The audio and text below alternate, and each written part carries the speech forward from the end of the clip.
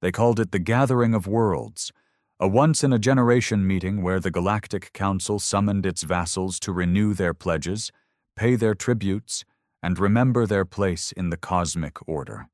From the ice colonies of Drathuan to the golden towers of Nithra Prime, every species bowed, every race complied, every voice submissive, except one. Earth was the last to arrive, and I was the poor bastard sent to represent it. They called me Commander Ash Brenner, but titles meant little in that room. I was no emperor, no high priest, just a soldier, a man forged in the mud and fire of Earth's last wars. And yet somehow I stood across from gods cloaked in starlight, waiting to hear my species beg like all the others. The council chamber was impossibly large, built inside a hollowed-out asteroid orbiting a dead star, ancient and echoing with the voices of the powerful. The 11 high seats shimmered above me, avatars projected from across the galaxy. Each of them a leader of empires that had ruled longer than Earth had walked on 2 legs. The Speaker of the Council was a creature named Rul Khan, 10 feet tall, eyes like obsidian pits, voice like glass dragged across metal. "You are late, human," he hissed. "The tribute schedule was delivered. Your delay insults the council." I didn't flinch. I didn't kneel. I just stood there, in the uniform I'd worn too many years, hands behind my back, jaw tight. "Earth doesn't pay tribute," I said. The room fell quiet. Not a stunned silence, a dangerous one, the kind that comes right before someone draws a blade. Rul Khan's neck twisted unnaturally. "We saved your kind from extinction after your planet choked on its own greed. We gifted you technology, cleansed your skies, cured your sicknesses. You will repay us, human." He expected a negotiation, a compromise, maybe even a little groveling. But that wasn't going to happen. I pulled a small comm drive from my coat and slotted it into the projection node. Earth's message had been pre-recorded by our surviving leaders, unified for once in our history. Not because we wanted peace, but because we'd had enough of pretending we weren't built for war. The council leaned in as the message played. A single word. One syllable. Spoken in the deep, tired voice of an old general who'd buried friends beneath red dirt and watched cities burn. No. That was it. No long speeches, no pleasantries, just one word. The silence that followed was alive, buzzing, humming, waiting to see who would speak next. Rul Khan's projection blinked. "Is this a declaration of war?" I didn't move. "It's worse. It's defiance." He sneered. "You think you can stand against the combined force of the council?" "We don't need to stand," I said. "We just refuse to kneel." He laughed, a low, ancient rasp of amusement mixed with disbelief. "Your people are primitives. You still burn fossil fuels in some sectors. You have one fleet, barely space-worthy. Your moon base is armed," I cut in, "and so is Mars, and Europa, and every backwater asteroid we've colonized with our own blood and sweat. You'll be wiped from the stars." I leaned forward slightly. Maybe. But not without reminding the galaxy why humans were born screaming and never learned to stop. They didn't respond. Not with words. Their avatars blinked out, one by one, leaving only cold shadows where gods once sat. And in that hollow, echoing silence, the galaxy felt something it hadn't in a long, long time. Fear. Back on Earth, the silence from the Galactic Council wasn't comforting. It was suffocating. The kind of silence that sat on your chest and didn't let you breathe. The kind that came before thunder cracked the sky. I landed at the World Military Command in New Zurich 2 days after the gathering. Nobody shook my hand. Nobody welcomed me home. They just watched me like I'd lit a fuse under the entire planet. "Do you have any idea what you've done?" General Riker barked, slamming his hands on the table. "I did what I was ordered to do," I said, standing rigid in my still dusty uniform. "You were told to deliver the message," he snapped. "You weren't told to spit in the gods' faces while doing it." I stared him down. "They're not gods. They bleed like everything else. That's the mistake everyone keeps making." The war room was packed. Commanders, scientists, economists, even a few surviving diplomats who still believed this could be talked down. The holographic map in the center displayed the solar system, with blinking red warning markers along every known wormhole and council approach route. The council hadn't responded yet. That made everyone more nervous. "They'll come," Riker muttered. "Not with words, with fleets. They won't warn us. They won't negotiate. They'll descend like fire, and they'll make Earth a lesson." A heavy silence fell across the room. No one disagreed. I broke it. "Then let's make them regret choosing Earth for their lesson." Some laughed. Bitterly. Like soldiers at the edge of a grave, they were digging for themselves. But not everyone. One man stood from the shadows near the back. He was older, face carved with time, eyes dull but sharp at the same time. Director Morrow of the OSI, the Office of Strategic Inhumanities. If black projects had a god, this was it. "I agree with Commander Brenner," he said quietly. "They think we're soft. They think the surface speaks for what's buried underneath." He walked slowly toward the projection. "They've forgotten we were killers before we were civilized, that we burned each other before we discovered the stars, that our first instinct was survival, not submission. Let them come. We'll remind them." The first ships arrived 6 days later. Not an armada, just a probe fleet. 3 destroyer-class vessels, scouts, not meant to attack, just to watch, to measure our fear, to send back readings on our defenses, our reaction time, our will. They made the mistake of hovering near Titan. That was their first mistake. We didn't broadcast warnings. We didn't posture. We simply launched. Project Dreadspire had been buried beneath the surface of Titan for 12 years, its existence known to only a handful of military and Black Op engineers. A railgun the size of a city, powered by a fusion core stripped from a failed StarCore experiment. One shot, if calibrated right, could split a cruiser in half before its shields even adjusted. The first ship didn't have time to blink.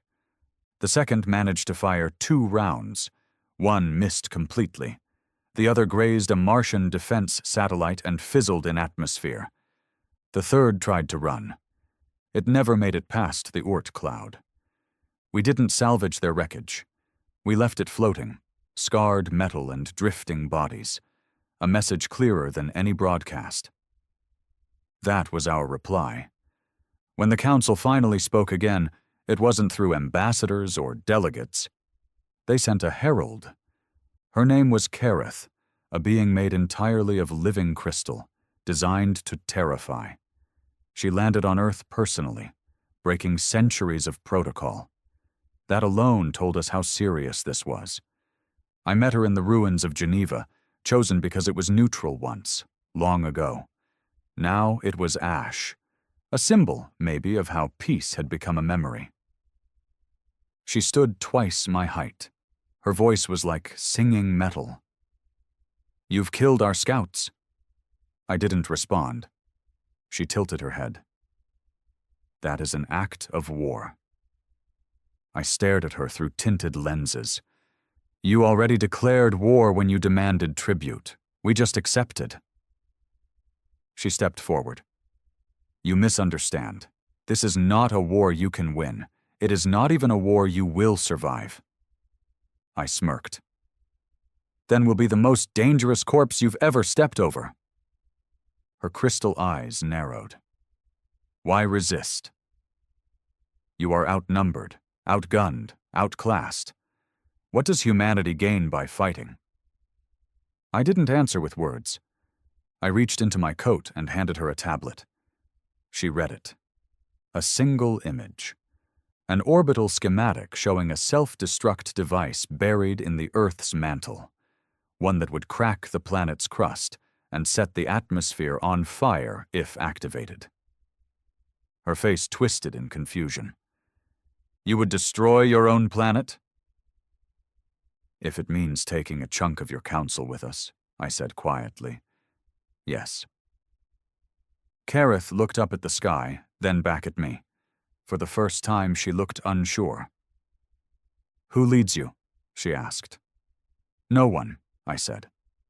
That's why you'll lose. She left without another word. But we knew what was coming next. The build-up began. Council fleets massed at the edge of Council-controlled space, Titanfall-class destroyers, Ark-level carriers, slave fleets from subjugated species, conscripted and stripped of hope, now pointed at Earth like a weapon. We didn't match their size. We couldn't. But Earth was never about matching. We were about bleeding them until they gave up.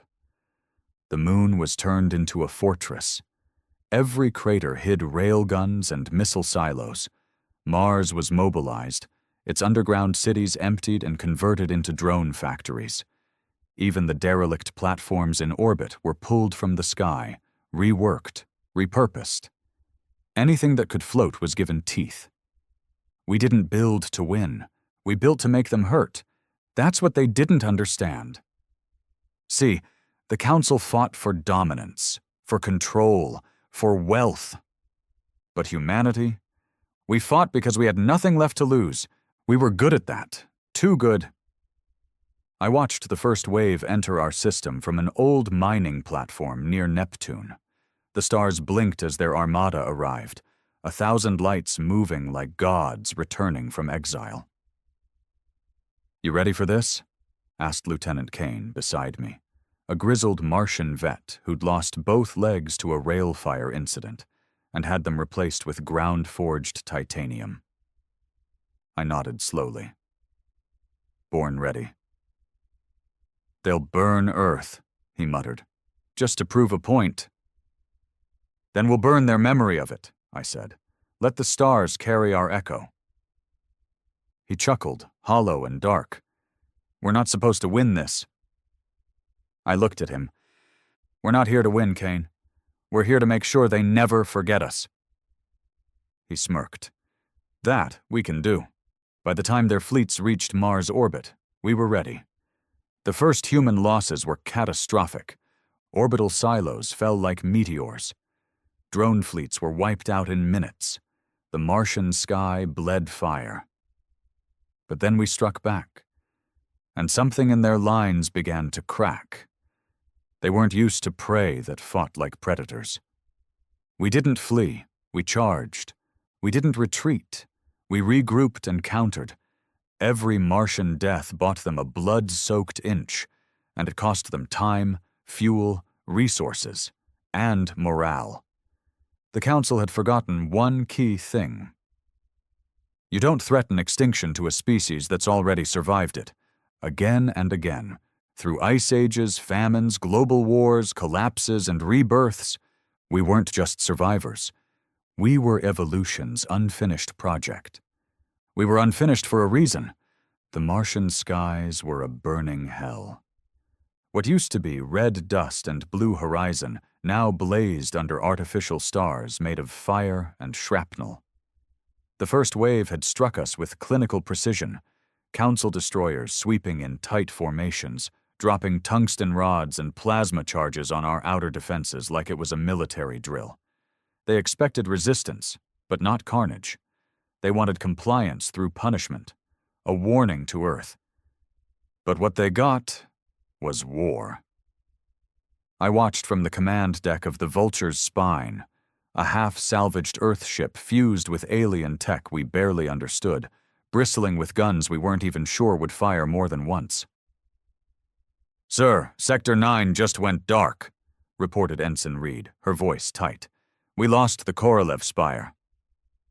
Any survivors? I asked. Doubtful. We picked up one last transmission, just screaming. That was all too common now. Screaming was the soundtrack of our survival. It meant we were still human, still feeling. I nodded. Log it. Mark the wreck for salvage. We'll need every screw, every bolt. Yes, Commander. I stepped away from the console and stared at the tactical screen. Dozens of red blips, Council ships, still hovered in Mars orbit. A few green ones flickered and died out as our defense grid failed sector by sector. But some blips were white. Those were human assault teams, suicide units with nothing to lose. Patch me through to Hammer 6, I ordered. The line crackled, then a voice filled with static and resolve responded. 6 here. You're 5 clicks below orbit. How close can you get to the flagship? Close enough to scratch the paint, sir. Won't be pretty. It doesn't have to be pretty. It just has to make them bleed. A pause. Then laughter, bitter, human, grounded. Copy that. We'll make it bleed. The line went dead. I stood in silence for a moment, staring at the map. We weren't winning. We never were. But we weren't breaking either.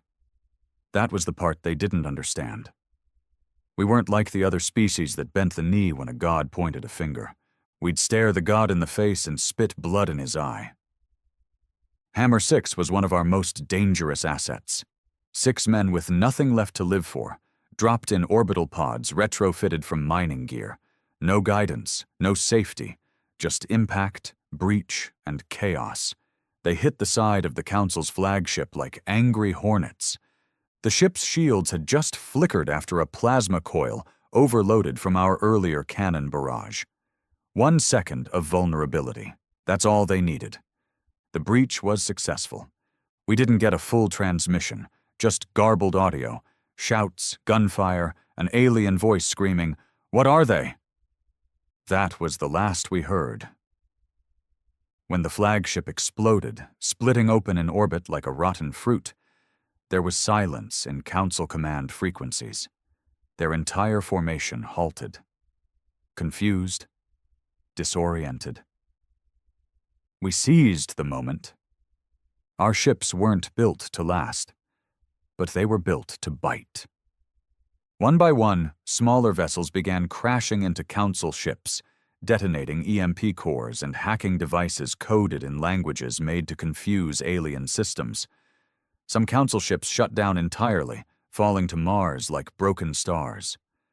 Others went rogue, turning on friendly targets until self-destruct commands were activated. It wasn't a victory, but it was a message. We don't need fleets, we just need rage. Back on Earth, the media tried to hide it, as always. But people knew. They could feel it in the air. A tension that stretched between continents. Everyone sensed the cold metal hand of extinction wrapping its fingers around our throat. But instead of panic, there was resolve. People didn't run, they built. Mothers welded armor plates onto old civilian transports. Teenagers programmed drones in basements. Ex-cons volunteered for suicide missions. Old veterans crawled out of retirement and limped into command centers with bloodshot eyes and steady hands. The Council expected panic. Instead, they got purpose. Director Morrow, old bastard that he was, oversaw the black site rollout of Project Hollow Dawn, a synthetic plague designed to target Council biogenetics, to be launched through spore clouds in space, illegal by every galactic code. We launched it anyway.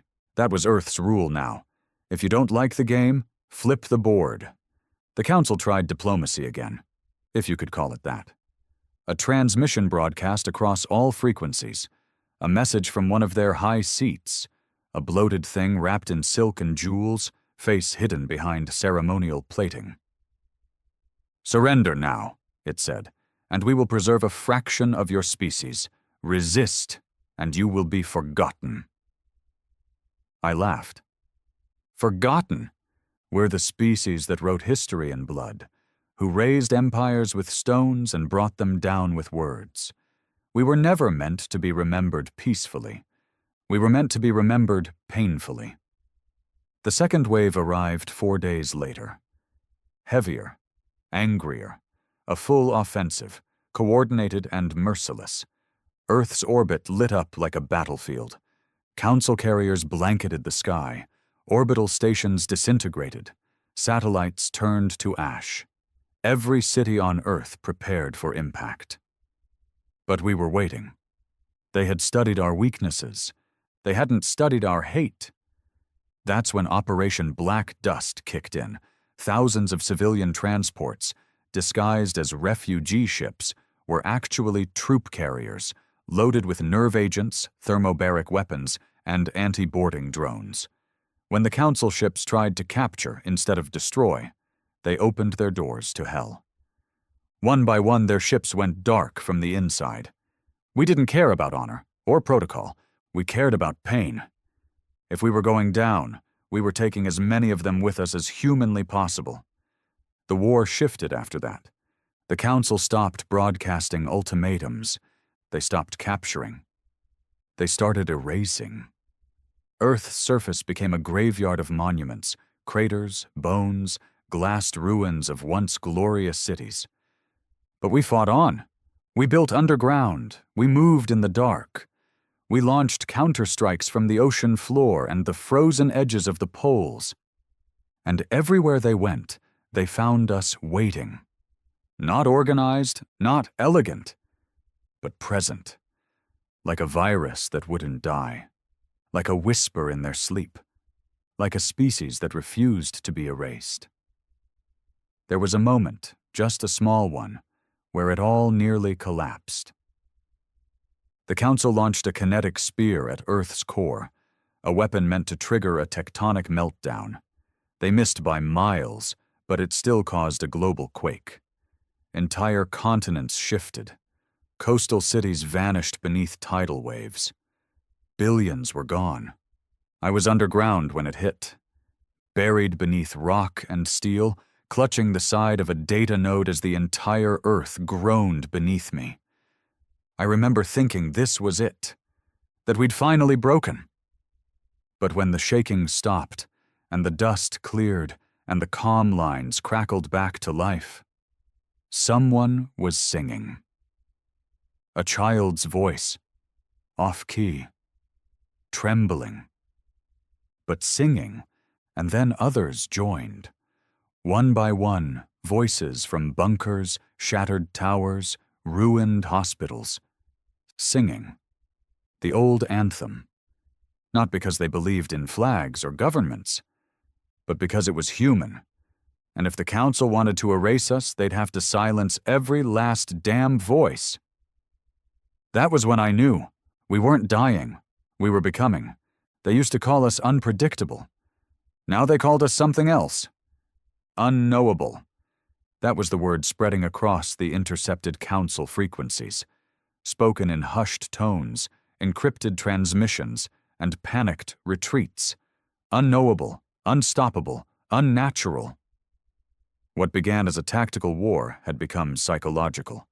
We had crawled into their minds, into their protocols, into their nightmares. We weren't winning through strength. We were winning through infection. Humanity was becoming a myth, and myths were far harder to kill. The Council still had the numbers. Their fleets blanketed solar systems. Their tech eclipsed ours by centuries.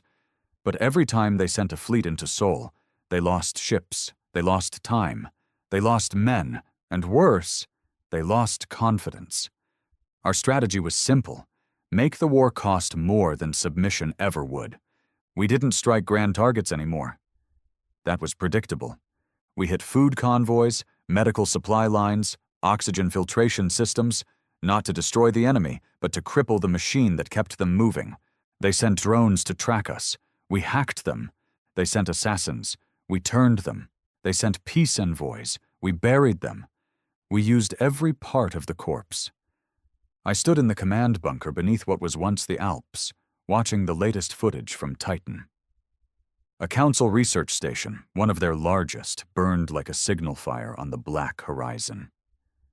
Director Morrow stood beside me, silent. "They never expected us to learn so fast," I said. He nodded slowly. Their arrogance was their weakness. I turned to him. "How long until they crack?" He gave me that tired look he always wore, like he'd lived too long and read too many death reports. "They won't crack, not yet, but they'll start to question. And once they question, they hesitate. That's when we kill." He walked away without another word. That was how we all were now. No speeches, no celebrations, just blood and silence.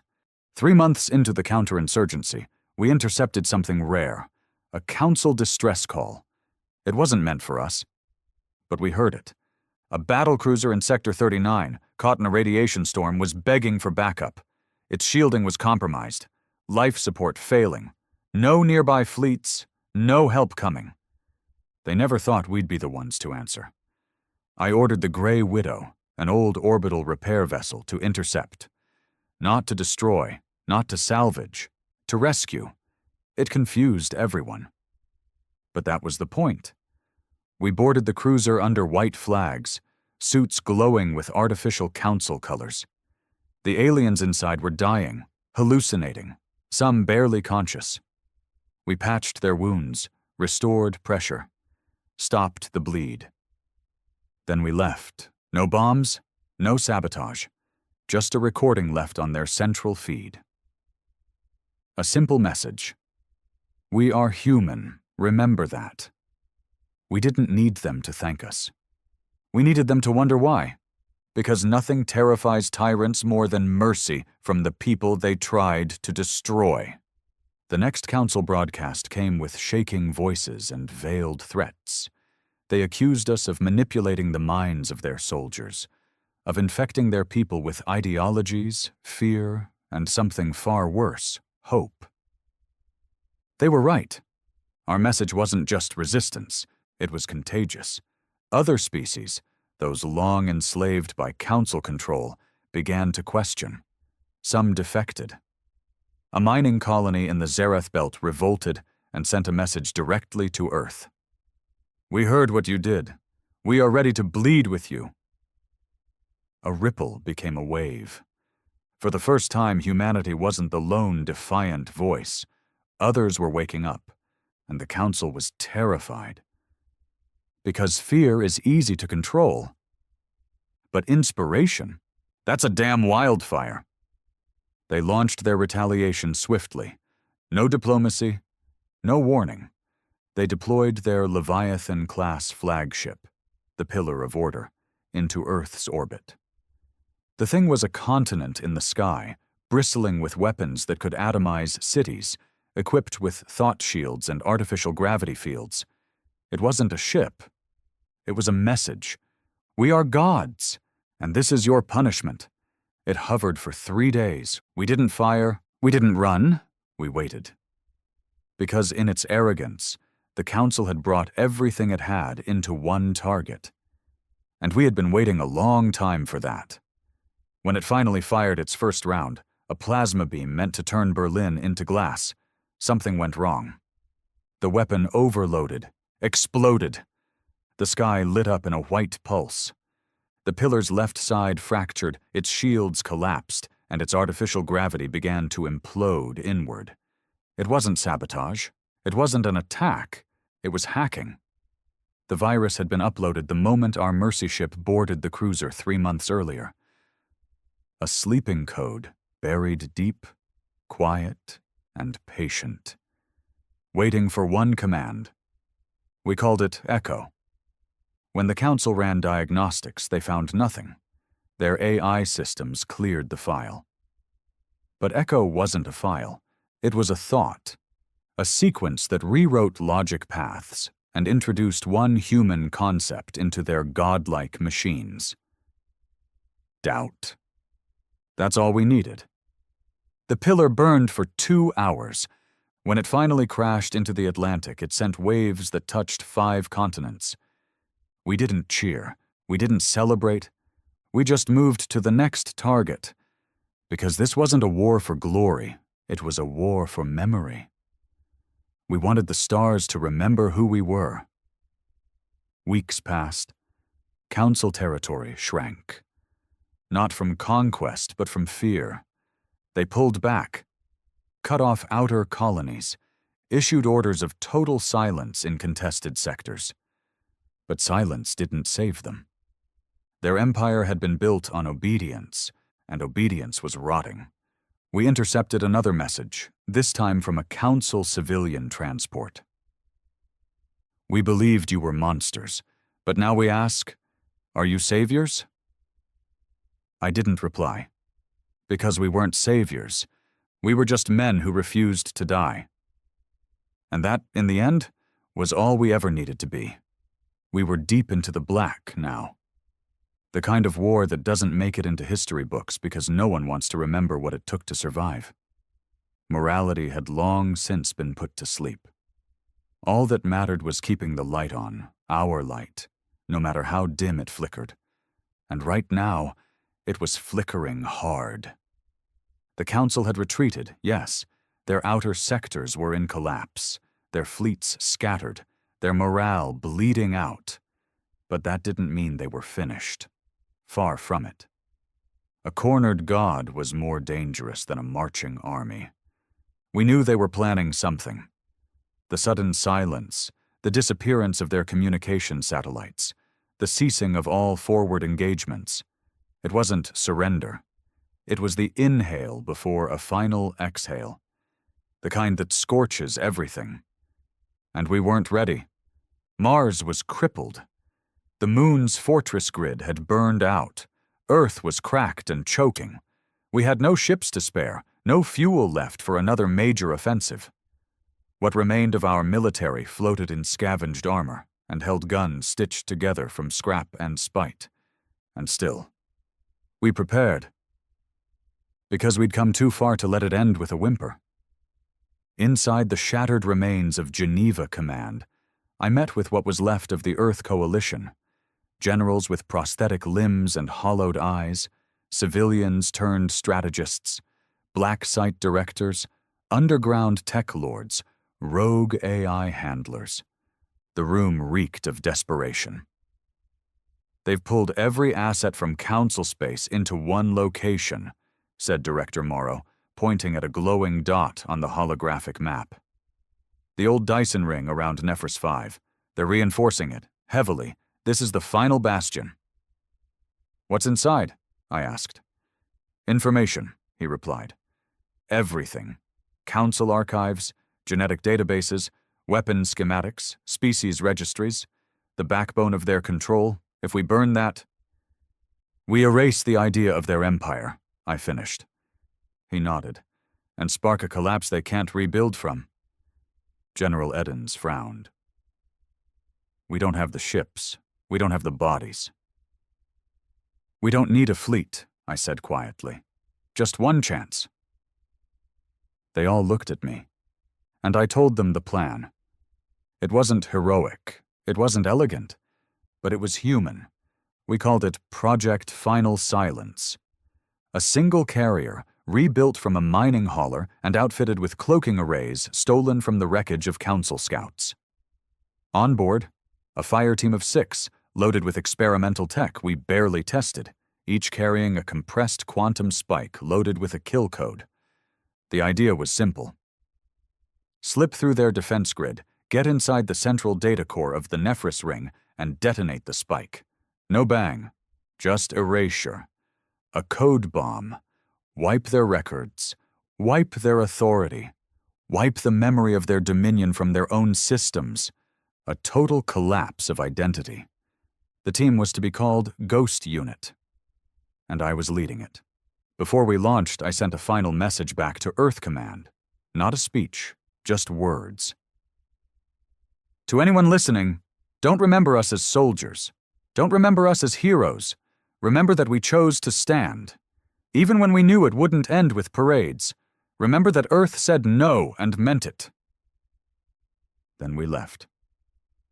The carrier hummed silently as it slipped through the void. No escorts, no signals, just darkness. Our names didn't matter, because we'd already died the day we defied gods. Nephris 5 glowed like a wounded star.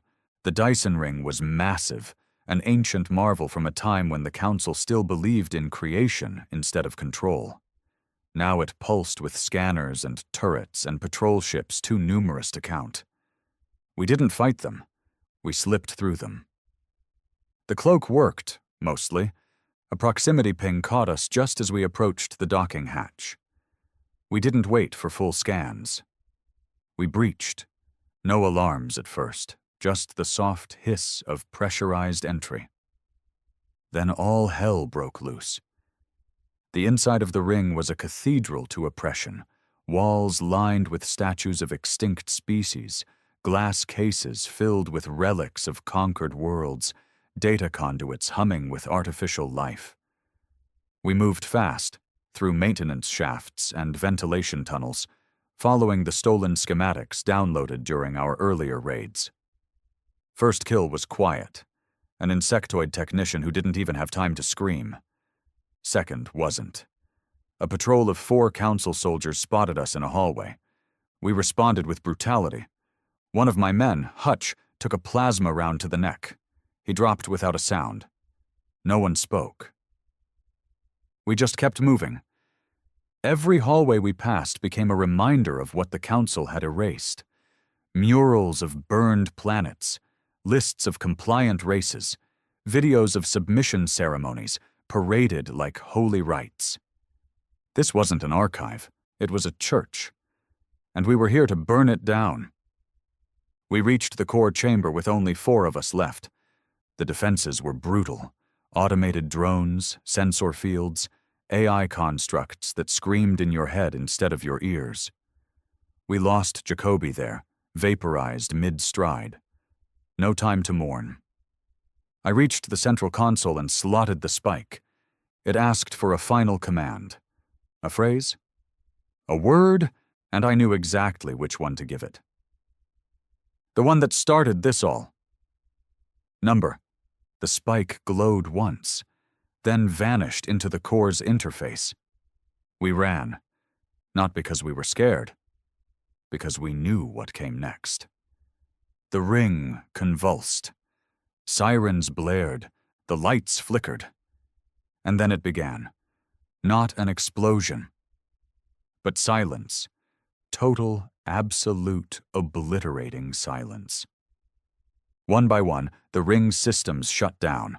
Archives deleted, defense protocols wiped, identity cores scrambled, every database gone, every thread of the Council's control cut.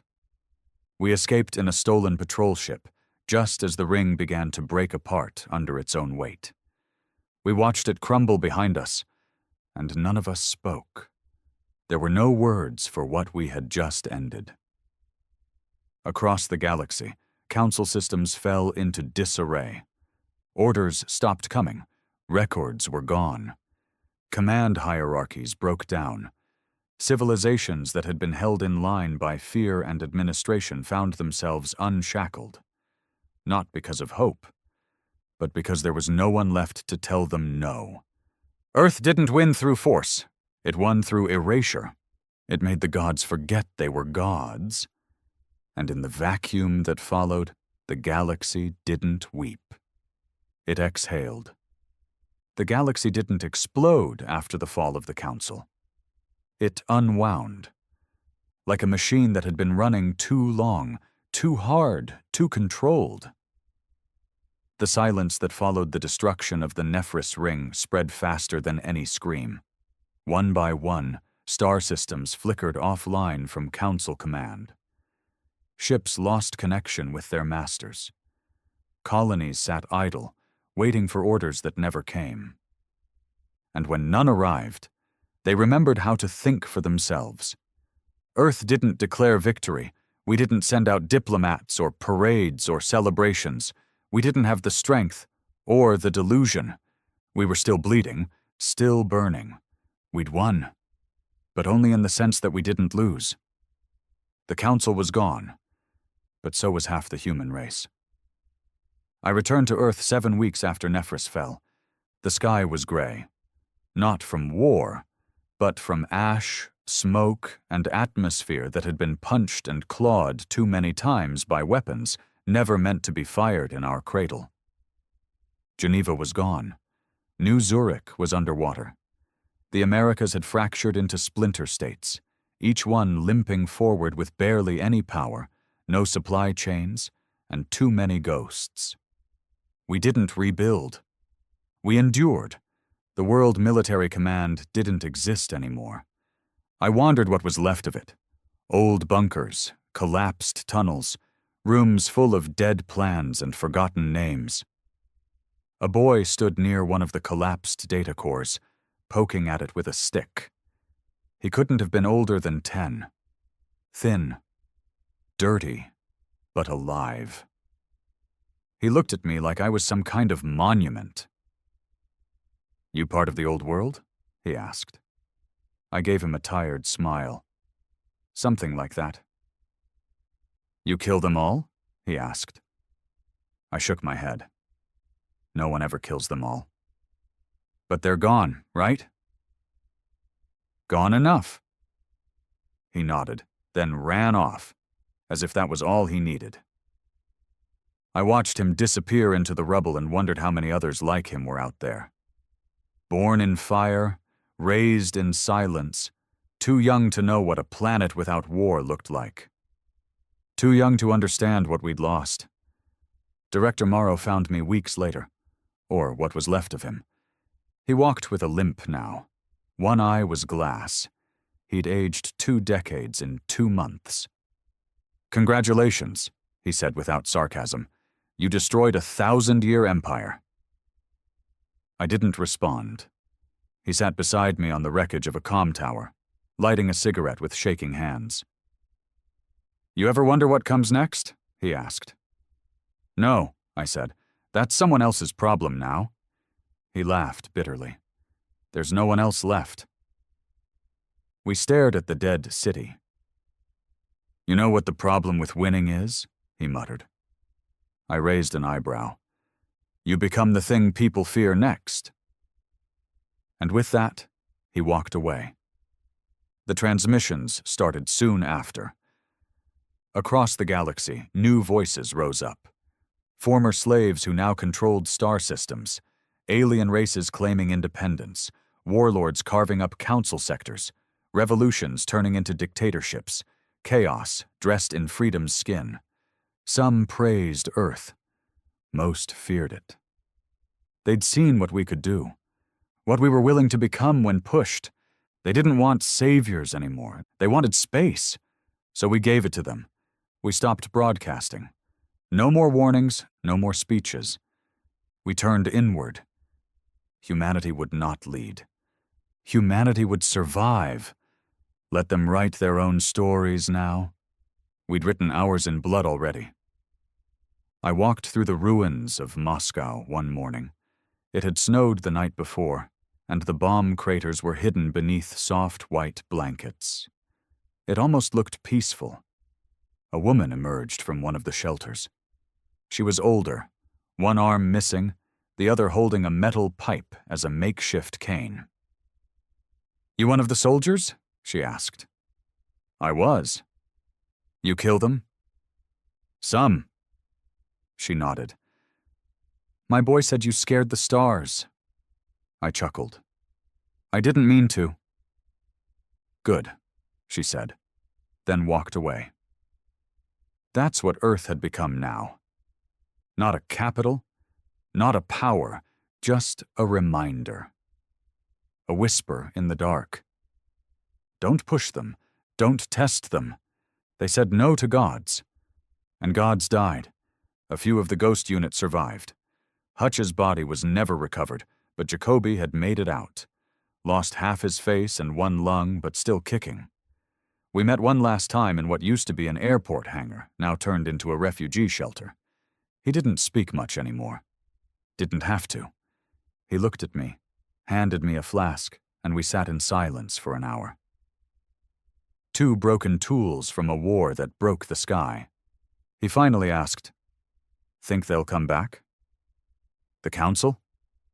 Or something worse?" I stared at the sky. "They always do." He nodded. "You ready for that?" I looked at the ruins, the people crawling from them, the children who only knew this life, and the ones who'd build the next. "Next time," I said, "we don't wait. We don't ask. We don't warn." He smirked. And I knew that meant yes. That was the new humanity. Not loud, not proud, just present, watching, waiting. The galaxy moved on. Trade routes opened again. New alliances formed. Other species rose to power. But Earth stayed quiet. And in that silence was a legend. A myth about a world that told the Council no and meant it. Not because they wanted war, but because they'd already lived through worse. The last line of the legend said, "If you knock on Earth's door, be ready to bleed." And that was enough. We didn't need to rule. We didn't need to speak. We just needed them to remember.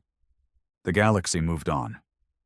At least, that's what they told themselves. The Council was dead, its fleets scattered or silent. Old colonies declared independence. New powers sprouted like weeds in a field abandoned by the farmer. Trade resumed. Treaties were inked. Warlords put on crowns. Freedom, they said, had finally come. But in every corner of the galaxy, in every Senate hall and war room, one name still pulsed like a wound that wouldn't heal. Earth.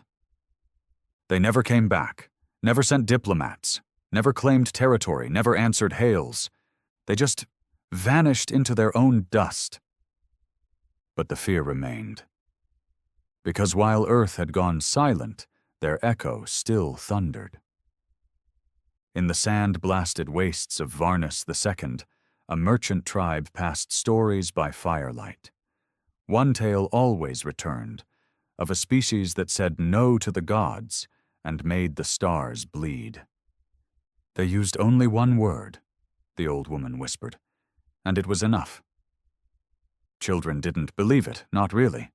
It was too big, too final.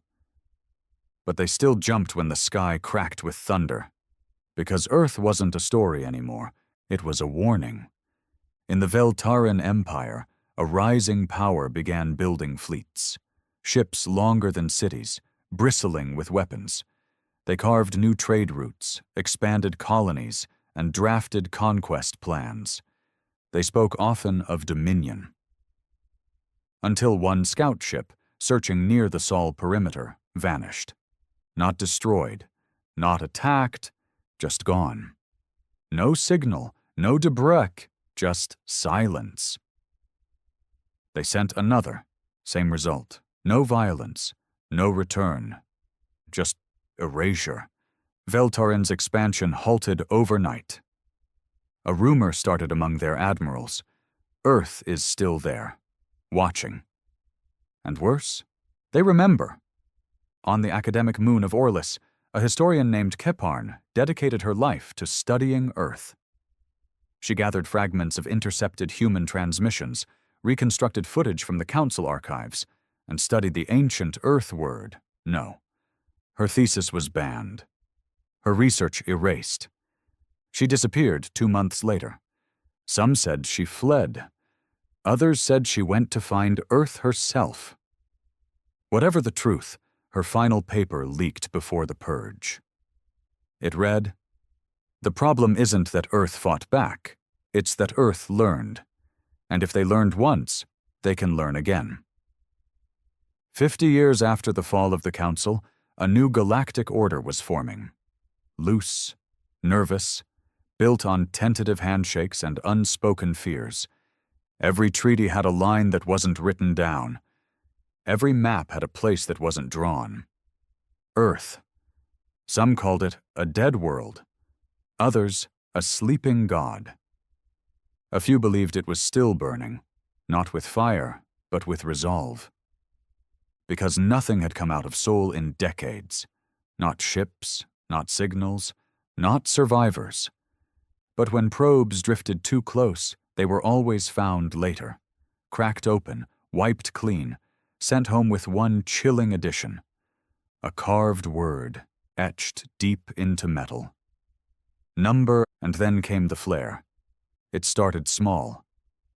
A long dormant beacon near Jupiter blinked. One pulse, then silence, then 2 pulses, then 3. Soon, across the system, Earth's old defense satellites began blinking in a strange sequence. At first, other races thought it was noise, static, leftover code, until someone cracked the pattern. It wasn't random, it was a countdown. Panic spread fast. The Terran mobilized fleets. The Wrathi began evacuating border colonies. The Jinhal Syndicate offered Earth tribute, blindly, through encrypted frequencies, hoping silence was better than a reply. The countdown continued. 72 hours, 60, 48. No one knew what it was for. A weapon? A message? A return? Galactic forums exploded with speculation. Pirate networks sent scouts. Black market oracles made fortunes reading prophecies from old Earth transmissions. But Earth said nothing. Not a word. Just ticking. Ticking. Ticking. At 24 hours, a ship entered Sol from the edge. It wasn't human. It was automated. An ancient council probe, long since forgotten. Someone, or something, had reprogrammed it. It carried a message, not data, not orders, a voice. A human voice. My voice.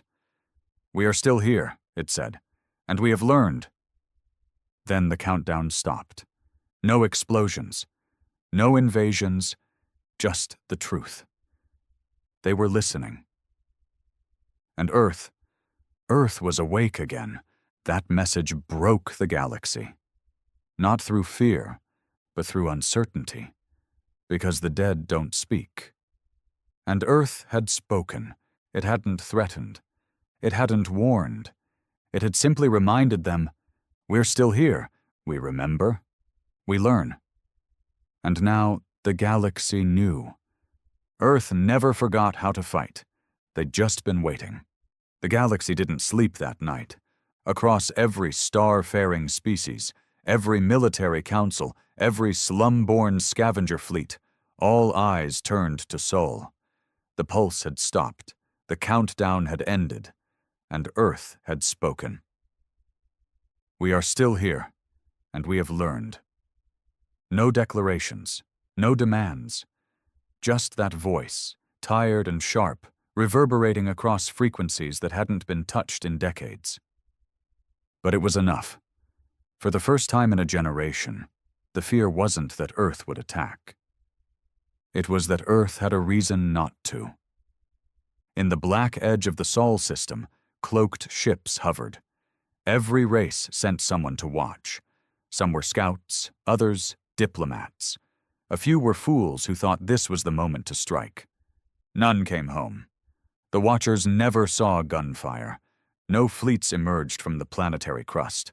No new weapons unveiled. But they all felt something. A pressure. A silence. A signal that never left their minds. Humanity wasn't rebuilding. It was becoming. Inside a hollowed-out city buried beneath Antarctica's ice shelf, I sat in what used to be a command room. The lights flickered from geothermal power. The floor creaked from melting glaciers above. But the screens were still alive, pulling in galactic comms, decoding, watching. I hadn't spoken into a mic since the flare. Didn't need to. The silence did the work for me now. You really think they're scared of us again? Asked Jacoby, limping into the room, half a bottle of synthetic whiskey in his hand. I nodded. They were never scared of our ships, I said. They were scared we'd change the rules again. He chuckled. Yeah, damn right. He slumped into a chair beside me. We could have ruled it all, he muttered. Every piece of it. They'd have bowed. Maybe, I said. But then we'd be them. He didn't argue. He didn't need to. Because deep down we both knew the truth. We didn't fight the Council for power. We fought because they told us we couldn't say no, and that word, that choice, was the most dangerous weapon in the galaxy. The weeks that followed were tense. All across known space, species began rewriting their laws. New political systems rose, built not on compliance, but uncertainty. No one wanted to be the next target of Earth's silence. Worship cults started forming. Earth wasn't seen as a planet anymore. It was a concept, a force, an ancient, wounded god that had bled enough to become untouchable. They called it the No Doctrine, the belief that refusal is a divine act, that surrender is an infection, that to disobey is to live. Some species outlawed it immediately, others adopted it as their new constitution. The Council had ruled by structure. Earth ruled by fear of choice. And both were effective. But only one made the stars hold their breath. Eventually, they sent a message. A diplomatic packet, encoded, encrypted, begging for contact, not from the old powers. They were all gone. This came from a unified coalition, a loose group of planets and species who called themselves the Accord of Balance. They asked for a meeting, not in their territory, not in neutral space, but on Earth, in the ruins, with me.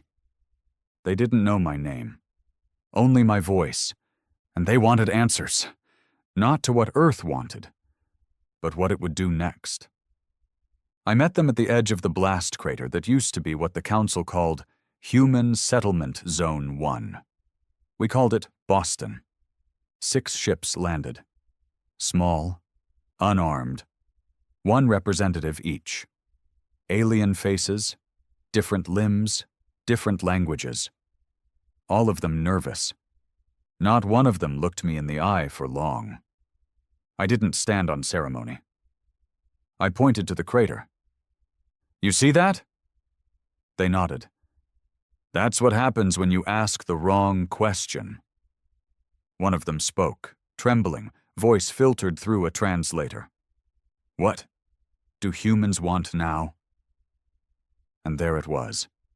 The question they were all afraid to say out loud. The question that had lingered since the Council fell. I looked at the crater, then back at them, and I told the truth. Nothing. They stared at me, confused. We don't want to rule you. We don't want to trade. We don't want to be worshipped. We don't want to conquer. We're not here to lead a new order. I took a breath. We just want to be left alone. They hesitated. And if we don't? I smiled, but it didn't reach my eyes. Then we remind you why silence is more terrifying than war. They left. Grateful, terrified, satisfied. And in their hearts, they understood the only real law that mattered now. Don't wake the sleeping wolf. Not unless you're ready to bleed. Earth didn't rebuild in the way others hoped. We didn't put cities back together. We didn't restore the governments. We didn't rise from the ashes. We stayed in them. The old ruins became warnings. Our skies remained empty. Our signals silent. We didn't expand outward. We dug inward, deeper into ourselves. A species no longer at war, but not at peace either. A species that had become something else. I walked the edge of the crater often. Sometimes I saw kids there, scavengers, orphans born after the war, raised on fear and frost and memory. They didn't cry. They didn't whine. They watched everything. took nothing for granted. I once asked a boy what he thought happened here. He shrugged. This is where the gods died, right? I asked who told him that. Nobody, it's just what it feels like. Smart kid. I gave him a ration bar and moved on. In time, the galaxy adjusted. Earth became a border you didn't cross, a word you didn't speak too loudly. The myth outgrew the reality. We never showed our weapons. We never proved we still had fleets. But everyone believed we did. And belief was stronger than steel. One last message went out from Earth, years later. Just one. A whisper, carried across decaying frequencies, caught in relay stations half dead from time and storms. It wasn't a threat. It wasn't even a statement. It was a question. Not for power. Not for control. Just one quiet reminder. If you were us, would you trust you? No one answered. And Earth didn't ask again. That was the real victory, not in death, not in survival, but in the echo that kept the stars quiet, in the weight of a word so heavy it silenced empires. Number, the word that made gods bleed, the word that gave humanity something no weapon ever could. Control, not over others, but over ourselves. And in the end, that was all we ever wanted. Not to lead, not to conquer, just to choose. Even if that choice meant everything else burned. The galaxy moved on, but they never forgot. Because deep in the void, past the mapped stars and golden roots, one shadow still lingered. Unmoving, unanswered, untouched. Earth, not just a planet, a warning, a question, a promise. And when that shadow finally speaks again, they'll listen. They always will.